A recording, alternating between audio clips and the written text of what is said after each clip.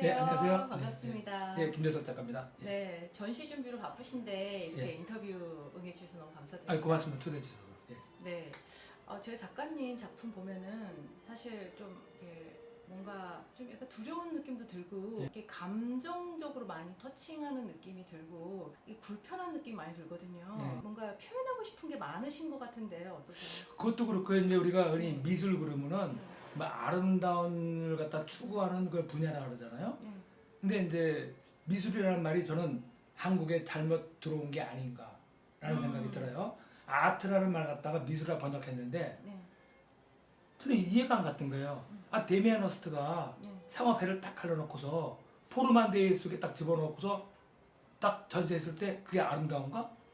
듀샹의 병기가 아름다운가?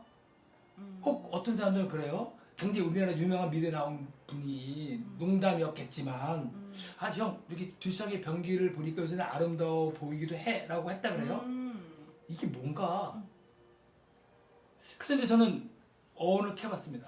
근데 아트라는 어원을 캐보니까 뷰티, 아름다움이라는 말이 나온 게 아니고 스킬만 나와요. 기술. 그럼 이게 왜 스킬이었을까? 아, 그 당시에 원시인들이 뭔가 자기의 그 뭐 먹이를 잡고 싶고 들소를 잡고 싶으니까 그런 바램 갖다가 벽에다 그렸는데 기술이 뛰어난 거잖아요. 네.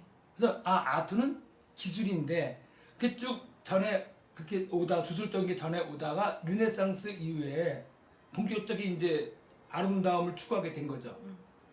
그리고 이제 그게 프랑스로 유입이 되고 그러면서 많은 작가들이 화가들이 프랑스로 오면서 에꼴드 보자르라고 하는 유명한 학교가 생겼을 겁니다.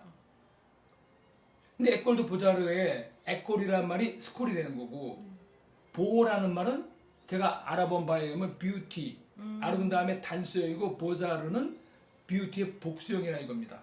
그럼 에꼴드 보자르란 말은 아름다움을 가리키는 학교란 뜻이 되겠죠. 근데 이 우리나라보다 먼저 개방했다 얘기하는 일본에서 유럽 문화 받아들일 때, 이 아트라는 걸 받아들일 때, 그 당시는 에꼴드 보자르가 전 세계 탑이었어요. 그래서 얘네들이 아름다움을 공부하는 학교래. 그래서 아트는 분명히 아름다움이거나 그래서 미술이라고 번역을 했을 겁니다. 그럼 작가님이 생각하시는 그러면 미술이 아니라 네. 뭐 아트라고 하면요. 아트라고 네. 하면은 네. 어떤 걸 의미하나요?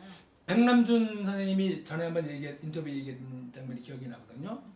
아트는 누가 이쁘게 잘 그리라를 경쟁하는 게 아니라 뭐 something new, 새로운 것 또는 적어도 something different, 뭔가 색다른 것을 갖다 맛보자 하는 거다라는 얘기죠. 그러니까 그 안에는 아름다운 것도 포함될 수 있겠지만 우리가 일상적으로 살아가는 삶에서 못 느꼈던 거, 다른 시각, 다른 관점 또는 다른 얘기를 갖다가 먼저 제시했을 때 그게 가치 있는 거라는 얘기죠. 쉽게 말씀드려갖고서 제 작품 보면은 때때로 불편하게 느끼신다 그랬잖아요. 종종 불편하게 느껴지죠. 예. 어떤 가치에 기반하는지 아니면은 사람들에게 어떤 메시지를 주고자 그런 예. 그림을 그리는지 좀 궁금하더라고요. 굳이 그 아놀드 하우저요. 네. 뭐 문학과 예술의 사에서 썼던 아놀드 하우저의 굳이 얘기를 들지 않나더라도 예술은 어쨌든 간에 그 사회 시대의 산물입니다. 부인할 수 없는 거고요. 네. 그럼 우리 미술사를 쭉 봤을 때 뭐 고전주의까지는 뭐 한다 하더라도 인상주의 이후에 특히 미국에 지금 중심이 돼 있는데 모더니즘을 지나서 지금 포스트 모더니즘을 갖고 간 거고 또 지금은 우리가 모더니즘하고 구분하기 위해서 모던이란 말, 그것도 현대적이라는 의미인데 그거 구분하기 위해서 동시대 미술, 컨템포러리 아트라 부르거든요. 그러면 이 동시대, 이 시대에 살아나가면서 나는 내가 뭘 얘기하고자 하는가, 뭘 표현하고자 하는가, 뭘 전달하고자 하는가, 그 담겨 있어야 된다고 봐요. 네. 정치적 상황, 또 양극화가 극단화되고 있어갖고서 많은 사람들이 자살해가는 이 상황을 봤을 때 저는 무관심할 수가 없고 반응을 할 수밖에 없어요. 선전주의적인 거 아니라 할지라도 담길 수밖에 없다는 얘기죠. 그게 때때로 다른 사람들에게는 불편해 보일 수도 있겠는데 저는 당연하다고 봐요. 어떻게 보면은 그게 예술가의 사명이라고 생각하시는 건가요? 사명이라 볼 수도 있고요. 제가 가장 좋아하는 꽃 중에 하나가 해바라기거든요. 들판에 그냥 크다게 탁 피어 있잖아요. 태양만을 바라보면서 변하지 않는 꿈이죠. 근데 그 해바라기는 땅에 뿌리를 내리고 있거든요. 땅에 뿌리를 내리지 않는 꿈은 몽상이 되는 거죠. 그러면 제가 아무리 여기서 제가 제 작품을 얘기한다 할지라도 그린다 할지라도 이 땅에 뿌리를 내리지 않는 그 미술이라든가 아트는 저는 허상이라고 봐요. 가짜라고 봅니다. 그리고 또 어떤 분은 뭐냐 그러면 미술 작품을 딱 봤을 때 뭔가 뭉클함, 감동이 있지 않은 작품은 가짜다 얘기를 해요. 그 맞는 것 같습니다. 이번 우리 톡쇼의 주제가 네. 우리는 어디로 가고 있는가잖아요. 그것도 마찬가지예요. 네. 제가 이제 이제 이 작품은 이 수묵화처럼 느껴질지 모르겠지만 제가 만든 작품인데 이거는 자동차들이 고속도로에 막 몰려가는 모습이거든요. 그럼 저보다 몇십 년 전부터 우리 동년 그러잖아요. 네. 차 막히고 그러면 아, 나 어디 가고 있지? 나는 어디로 가고 있나? 제대로 가고 있나? 왜 가고 있지? 가야만 되는 건가? 근데 끝까지 갈 수 있나? 언젠가 멈춰야겠지? 라고 하면 끝없이 저는 생각을 하고 되물었댔어요. 독특하시네요. 예. 안 느끼셨나요?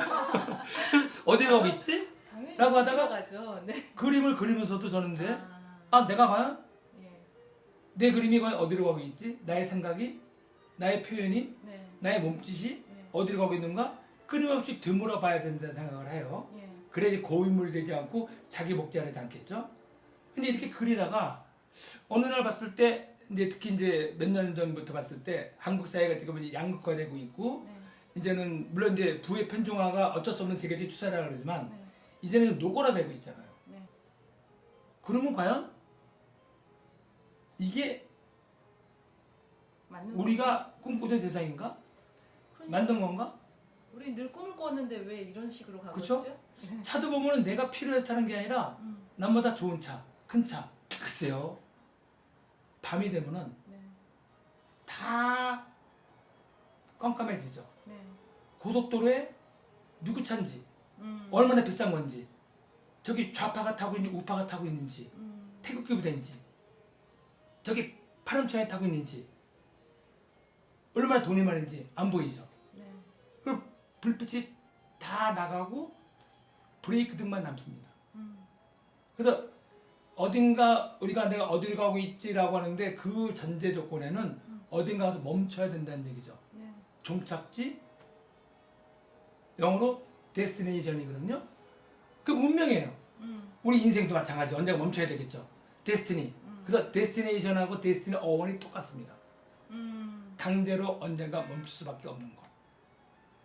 그러면은 이게 브레이크 등을 봤을 때 딱 명면하고 달려가고 있잖아요. 어떤 평등이 이루어지고 있는 것 같아요. 밤이 되면은 네. 누구 차인지 큰 차인지 작은 차인지 모르고 다 평등 브레이크 등만 남잖아요. 그리고 막 갔을 때 거기가 어디가 막 달려가고 있는데 언젠가 멈출 수밖에 없다는 거. 밤의 평등이죠. 네. 그래서 저는 그걸 갖다 추출해낸 겁니다. 이게 삶의 본질을 예. 핵심을 뽑았다고 생각하거든요. 그냥 종착지는 뭐 죽음 뭐 이게 비슷하잖아요. 거길 네. 가는데 뭐 큰 차를 타든 작은 차를 타던 그렇게 중요하지 않을 수도 있는데 우리는 그런 것들에 너무 연연하면서 궁극적으로 모두 다 똑같이 도달할 그곳을 가고 예. 있는 거잖아요. 예. 어떻게 보면 욕망의 획일하죠.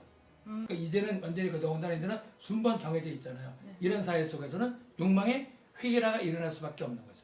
음, 그 욕망의 획일화는 결국은 학교만의 문제가 아니라 돈, 그다음에 수도권 쏠림 현상, 그다음에 학벌, 그다음에 또 뭐 무슨 조직 이렇게 갈 수밖에 없는 거죠.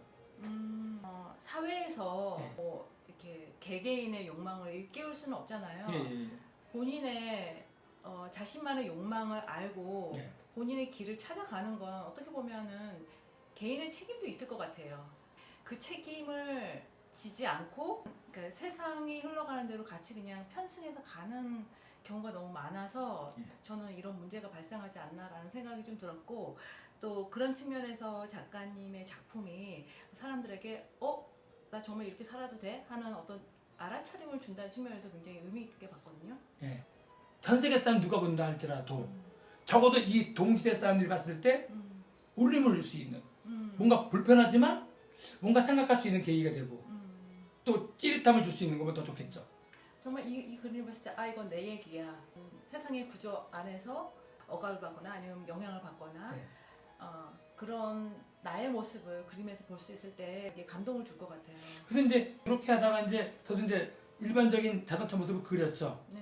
그러다가 이제 제가 요새 이제 바뀐 작품이 저는 이 그림이 굉장히 예, 강렬하게 다가오고. 이렇게 그리 되는 겁니다.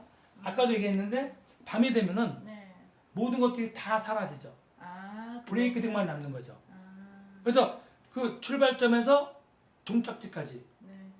그러니까 태어나서부터 죽을 때까지 음, 달려가는 모습, 그게 데스티니 운명이 되는 거고, 데스티네이션 종착지에 멈출 수밖에 없다. 그 중간까지의 브레이크 등이 명면하는 것을 생명의 파동으로 본 겁니다. 그래서 아까 자동차의 모습이 거의 구체적으로 나왔다 그러면은 이거는 브레이크 등만 남는 거죠. 우리가 추상 그러면은 안 보이는 거 그린다 라고 볼 수도 있겠지만 애브스트랙트란 말은 추출해내는 거거든요. 네. 깔때기처럼. 그러니까 핵심. 외부적 그쵸 핵심만 게 추출해내는 거죠. 그래서 브레이크 등으로 이렇게 표현한 겁니다. 불빛이 꺼졌을 때 가장 인간적일 수 있는데 예.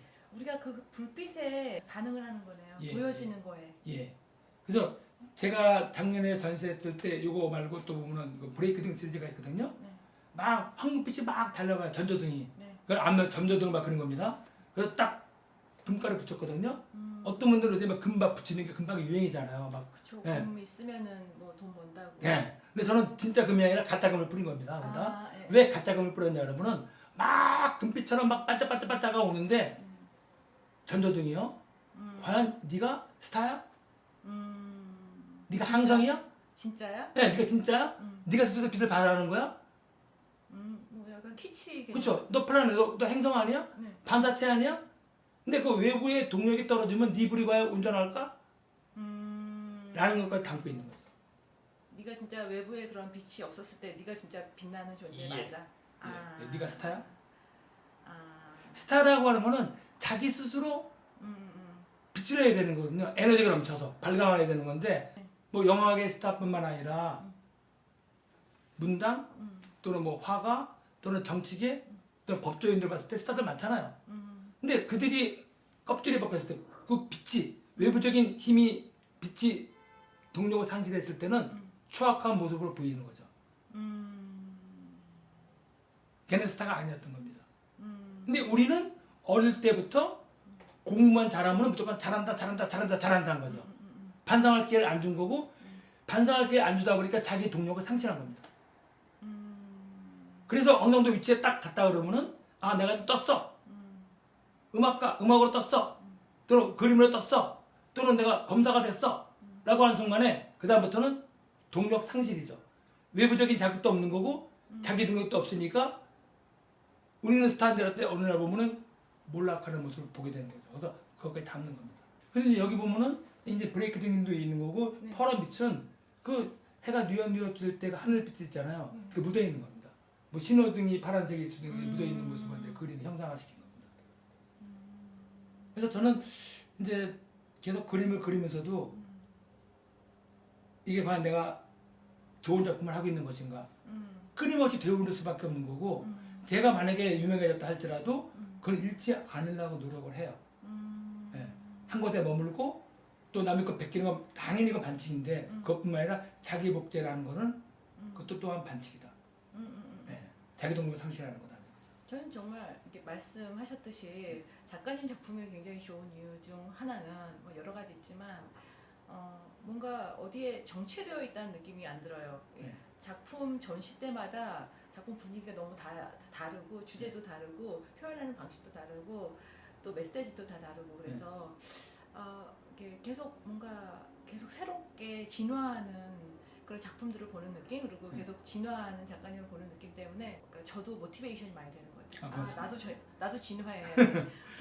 이 생각에서 머무는 게 아니라 다시 진화해서 또 뭔가 또 다른 나만의 생각도 만들어내고 또 내 삶을 창조내야 돼 이런 생각이 근데 본질적으로 보면은 우리는 항상 변화하고 있지 않나요?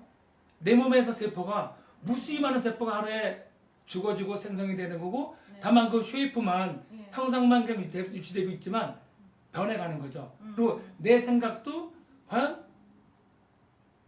올바르라 생각했지만 수정이 될 수밖에 없는 거고 또 내 감정도 변할 수밖에 없는 거고 그래서 저는 거기에 솔직하고 노력하는 거고 깨어있으려고 노력을 해요. 이렇게 어둠에서 네. 어디 종착지를 찾아가듯이 막 부유하고 있는 게 대부분의 사람들의 어떤 삶이 아닌가 하는 생각이 좀 근데 들어요. 어떤 분은 또 그 얘기해요. 제 전시회를 보고 나서 이 작년 2월 달에 쭉 전시했을 때 이런 시리즈를 했었는데 김재수 작가님 때문에 밤에 운전을 못 하겠어요. 왜? 다 브레이크 등만 보인대요. 아, 다 브레이크 등만 보여서 계속 물어본대요, 자기도. 음, 나는 어디로 가고 있는가? 어떻게 보면 알아차림을 좀 예, 하셨네요. 뭐 깨달음이라 볼 수도 있는 거고 예. 또 인식을 공유할 수도 있겠죠. 네. 그래서 끊임없이 되묻는 물론 아무도 모르죠. 어디로 가는지 그 인생일지 모르겠지만 네. 그래도 뭔가 동물과는 달리 음, 의미를 부여하면서 과연 의미 있는 삶, 네, 내 행복한 삶, 네. 만족할 수 있는 삶, 감동적인 삶을 살기 위해서는 끊임없이 물어봐야 될 것 같아요. 그쵸. 네, 근데 이제 그 네. 종착지를 알고 목적지를 알고 가는 사람들도 안다고 생각해도 또 아닐 네, 수도 있잖아요. 가는 순간에 또 멈추는 게 아니라 또 어디가 움직여야 되겠죠. 네. 맞아요. 그 차가 막힐 수도 있고 네. 뭐 다른 차가 올 수도 있고 갑자기 뭐 길이 바뀔 수도 있고. 네. 그래서 그 순간에 우리는 멈춘 다음에는 또 뭔가 새로운 길을 가야 돼요. 깨고 가야 됩니다. 근데 거기 멈췄다가는 그대로 그냥 주저앉게 되는 거고 그러니까 항상 우리는 계속 가야 깨어 있어야 돼요. 돼요. 길 위에 깨어 있어야 되는 거고 원래 음, 길이라는 단어도 로드라는 단어도 원래가 럽타라고 하는 라틴에서 왔어요. 네. 럽타라는 얘기는 뭔가 깨트리는 거예요. 아무도 가지 않은 그 공간. 내가 깨고 가는 거죠. 그래서 깨고 가고서 내가 가다 보면은 길이 생기는 거고 남들이 따라오다 보면 루트가 되는 거고 이게 루트가 더 굳어지다 보면 루틴, 일상이 되는 거죠. 근데 예술가라든가 또는 깨어있는 사람들은 뭐냐면 항상 그 루틴에 익숙해지면서도 거기서 벗어나려고 노력을 해야지 또 다른 길을 갈 수 있다는 얘기죠. 그게 숙명일 것 같아요. 그래서 매번 캔버스 대할 때마다 난 깨야 되는 거죠. 어떤 분들은 그래요. 두렵다 하면 깨트린다. 과감하게. 가다가 잘못겠어요. 추정할 수도 있는 거죠. 인생이라는 것이. 그렇죠. 그래서 과감하게 저는 깨고 갑니다. 항상. 어떤 형태로든 네. 뭐 일반 대중이든 아니면 다른 아티스트든 네. 많은 영향을 주실 것 같아요. 아, 고맙습니다. 감히 건방진 얘기지만 제 작품을 알아줄 수 있는 제대로 볼 수 있는 큐레이터라든가 또는 뭐 구겐하임 같은 후예를 만나면은 저는 성공할 수 있는 거고 그 기회가 저한테 안 온다 그러면은 저는 그냥 그럴 수 있다. 인생 원래 그런 거지. 또 다시 방향을 찾으시겠네요. 방향을 찾는 게 아니고 이제 체념을 해야죠. 그냥 그래서 그냥 뭐 그냥 종착지에서 떠나오게 되면은 그 다음은 모르죠. 그 다음은 모릅니다. 저는. 그래서 뭐 나중에 후세 인정해주겠지 그건 모르는 얘기고 그래서 저는 당대 인정을 받고 싶은 거고 그 노력을 하고 있는 거고 죽어서 인정받으면 뭐예요? 그렇죠. 그럼 내가 가는 길에 있어서 뭔가 만족하는 단계에 오르려면 운도 많이 필요한 건가요? 네, 네, 필요합니다. 저는 이때까지 정말 우리는 암흑 속에 살고 있네요. 어디서 운이 올지도 모르고. 그렇다고 봐야 되겠죠? 어떤 유명한 과학자가 그랬어요.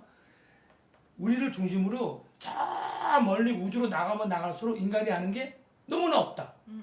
라는 거. 또 막 파고들어, 나노까지 더 파고들어가다 보면 진짜 아는 게 더 없다. 인간이 아는 게 무엇인가.